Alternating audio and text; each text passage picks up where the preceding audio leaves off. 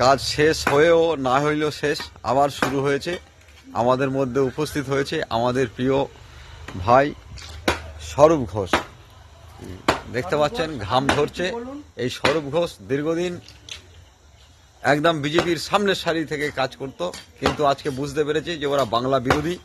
তাই বাংলার আত্মসম্মানকে রক্ষা করার জন্য এবং সর্বোপরি আমাদের প্রিয় ব্লক সভাপতি সম্মানীয় সেলিম লস্কর মহাশয়ের আশ্বাস এবং তাঁর আদর্শ দেখে অনুপ্রাণিত হয়ে আবারও তৃণমূল কংগ্রেসে ফিরেছেন এবং একনিষ্ঠভাবে কাজ করছেন।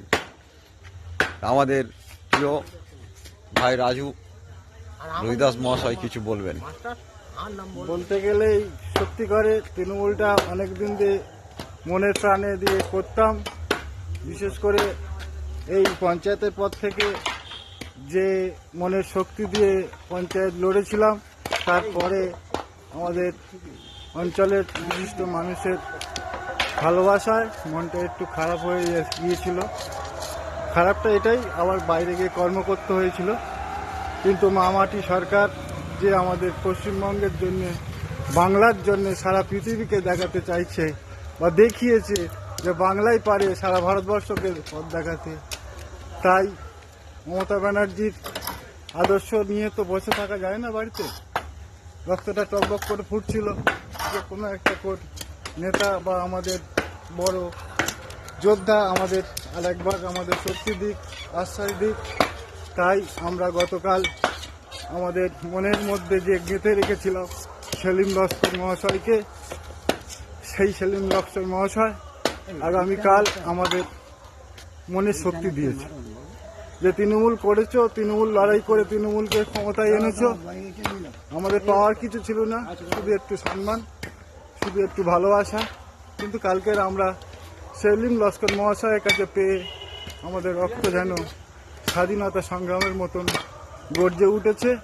আমাদের অঙ্গীকার, প্রথম আমাদের সর্বার নেতা যে অভিষেক মহাশয় আমাদের এই দক্ষিণ 24 পা রেখেছিলেন, তাতে আমরা গিয়ে ওনারই সেই আমাদের ভারতবর্ষ যে রক্ষা করার যে পথিক তৃণমূল কংগ্রেসের জোড়া ফুল, সেই জোড়া ফুল আমরা সেই আমাদের নেতার সভাস্থল থেকে এনে আমরা দেখতেই পাচ্ছেন পতাকাটা কি সুন্দর উঠছে,